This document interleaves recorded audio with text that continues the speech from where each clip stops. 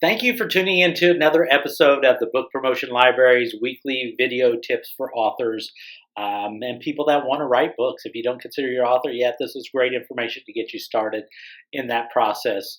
Um, and I'm amazed at the amount of people that are coming and enjoying these videos. So I will keep doing them, and I'll keep sharing some great information. Whether you learn something or not from these, there's always a little bit of nugget of wisdom we can take from everything. That's the way I approach everything that I do. Is and hopefully that I can take a little bit of nugget from it. Doesn't mean that the whole thing resonates with you, but it means that you're getting some great information out of them. Try to keep these short, sweet, and simple, so you can get in, watch them, get out, and put it into your book marketing, book promotion, book creation process. Today we're going to talk about book categories on wherever you list your book to sell. And I hear this so much. I do a lot of marketing for people with their books, as always, but I hear this so much that their goal is, I want to be a Amazon number one bestseller. Well, that means a lot of different things. If you start looking at the book categories, and you start, because you can get really small on a book category. I had one of my books, and I was looking at it, and it said I was number one, and they were categories that I didn't even list that Amazon kind of put my book into, but it was, relationship help, short reads. The category was so small, and when I went and looked, there was only like 4 other books in that category at that time, and I was like, that didn't really strike me as being something that I necessarily wanted to share. Yes, I could say that book was a Amazon number one bestseller, and you don't have to list the category. So if that's all you're looking for, to look for a narrow niche in the book categories is one way to do that. But on the other spectrum of that, I've had a book that's been in the number one on a very broad and big category, and now that's exciting when you go on there and there's millions of books in that category, and you get that number one bestseller. Now, I don't want to say it's lying, but it could be misleading to say that both of those books were a Amazon number one bestseller, because they technically were in their category, and we don't have to say that in our marketing. But I'm always one of these people that I want to be as truthful as possible, and if it doesn't resonate that it was a big event, like the first book I mentioned, where there was only 4 other books in that category, I feel bad sharing that I'm misleading people into thinking that this book has been purchased by millions of people, that type of thing. Not that I don't want to sell books, and not that I don't want to take away from that accomplishment. It's better than the 4 other books in that category on that given day, but the other stands out more towards me. In a category such as health, that's a huge category, and to get that little notification that your book is number one on Amazon on that day. Now, it doesn't stay there very long, but you did get that notification. You did get that it was a number one bestseller. That's quite exciting, and that's something that I would like to share in that sense, because I feel like that is a major accomplishment to me. So as you're deciding what categories to put your books in, that's something you have to decide for yourself. Do I want it in a large category to where I really see where it fits in to the scheme of everything and what people are looking at, or do I want to just have that title, number one bestseller on Amazon? And both have their merits. I'm not saying that it's wrong to do it one way or the other.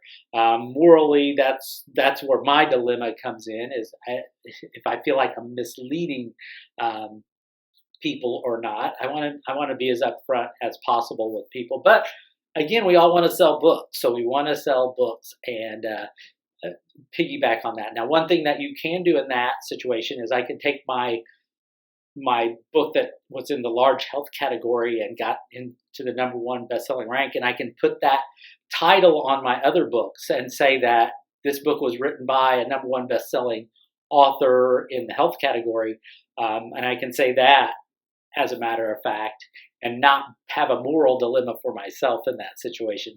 And again, it's if you're okay with it, that is fine to present it like that, because it is a #1 bestseller. So really look at the categories, because Amazon doesn't let you pick a lot of categories. Now, they, like I said, they kind of filter you into some other categories that you were like didn't put yourself into, especially length of book and things like that.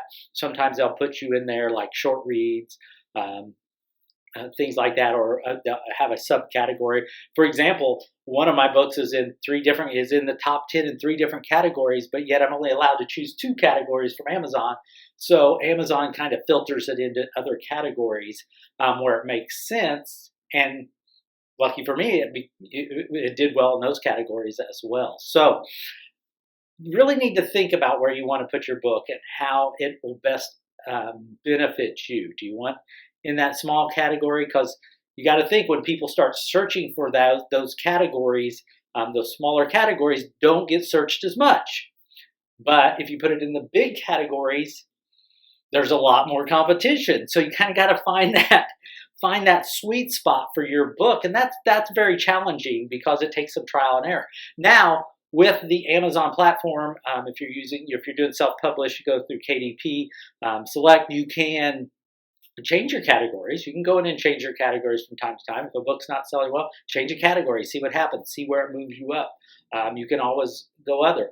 You can do things like jump your book back and forth, take advantage of the free days. If you're in the KDP Select, take advantage of the free days that the book is offered to kind of boost your rankings a little bit. These are all things that can help